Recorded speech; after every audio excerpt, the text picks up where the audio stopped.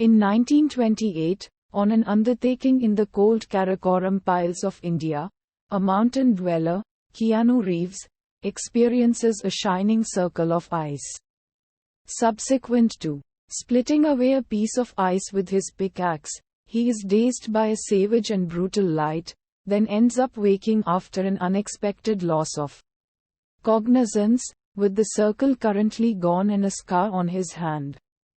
Quick forward to the current day.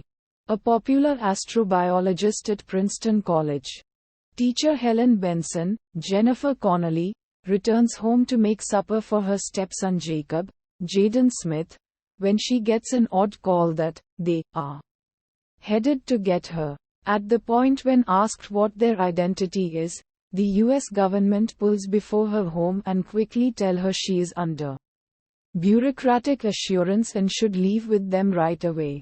They show up at featuring Linwood in New Jersey, where she is collected with others in a meeting room and is shown that an enormous obscure item with a speed of roughly 1/10 the speed of light is because of affect Manhattan in roughly 78 minutes.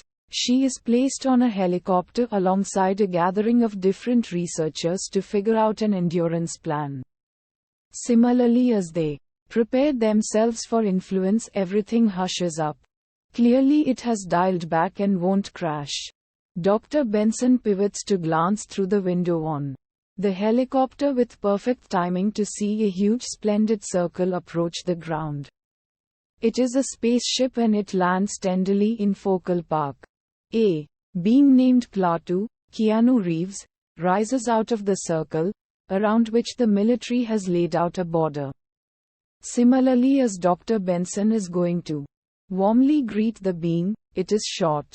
A tremendous robot arises, radiating a sound that deadens people and upsets generally electrical frameworks in New York City. Before the robot can take the being back, it is ordered to close somewhere around the being. The being is gotten together by the military and raced to the tactical medical clinic where the specialists restore the withering being. A specialist is gotten to eliminate the slug. While endeavoring to eliminate the shot, he sees that the being's external layer is a jam substance similar as whale lard and it starts to tumble off. All alone. The hypothesis of this is that it is the being's placenta, similar as a human child, and that it was conceived here on the planet. In 1928, when it handled the initial time, the fix of skin eliminated from the mountain climber's hand was a DNA test so the being could reproduce itself into human structure. The being is promptly placed into a hatchery while it develops. Time elapses and we see a completely mature human inside the hatchery. When completely developed and alert, he starts to flail uncontrollably in the hatchery, and the main individual there to address him is Dr. Benson. While recuperating, he is consulted by Regina Jackson, Kathy Bates, the U.S. Secretary of Safeguard, Dr. Michael Granier, John Hamm, and Dr. Benson. He presents himself as Klaatu. He illuminates them that he is a delegate of a gathering of extraterrestrial societies chipped off converse with the world chiefs. Jackson giggles at this and lets him know that she is the closest he will get to their leader and to simply tell her what he needs. He rejects, so she arranges Klaatu rather be shipped off a protected area, medicated and grilled. Dr. Benson volunteers to do the distinctions of sedating him, yet rather infuses him with an answer of saline while murmuring to him, "Run." During the polygraph, Klaatu figures out how to assume mind command over the interrogator and get away. He makes it to the extent that a train station when his projectile injury opens in. He wants Dr. Benson's assistance. Dr. Benson is at home with Jacob when she gets the call from the train station that Klaatu is there requesting her. And she surges around there with Jacob in the secondary lounge. Subsequent to leaving the train station, they are sought after by the specialists all through Newark, New Jersey, and the forested high countries. The presence of the circle has caused an overall frenzy. The US military figures out how to catch the robot from the very start, whose name is GOT, hereditarily coordinated mechanical innovation, after it impedes their endeavors to obliterate the circle utilizing automated aeronautical vehicles that send off inferno rockets.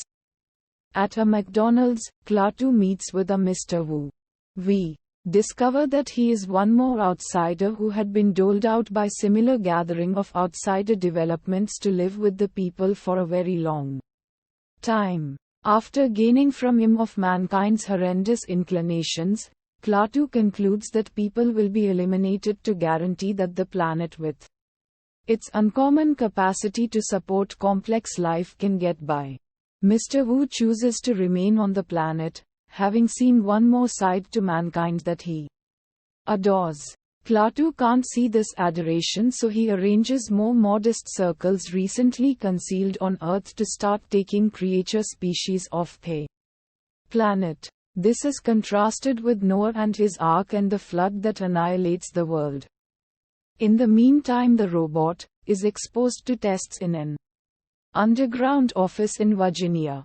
It then changes itself into a multitude of bug-like nanites that start obliterating all that in their way back to Manhattan, including a shielded brigade of the U.S. Armed Force. Dr. Benson attempts to persuade Klaatu that the world isn't terrible and that people can improve the Earth. Still unconvinced, she then, at that point, takes him to the home of Nobel Prize-winning teacher Barnhart, John Cleese, where they examine how Klaatu's own species went through an uncommon development to endure its own star's death. Klaatu is persuaded by Helen and Jacob that people can fundamentally have an impact on their methodologies in merit saving anyway rather than unobtrusively dozing in the following room. Jacob calls a 800 hotline and reports where Klaatu is. He rapidly learns his slip-up when Dr. Benson is caught by military work force and he is abandoned with Klaatu. Both of them continue to head towards the circle. In the interim, Regina Jackson understands that persuading the outsider to alter its perspective may be the best way to guarantee the endurance of humankind. Helen is permitted to leave and along with Dr. Michael Granier they rendezvous with Jacob and Klaatu at a burial ground. At the graveyard, Jacob drives Klaatu to the spot where his dad is covered. Jacob asks Klaatu to utilize his powers and resurrect his dad. Klaatu can't do this. He supports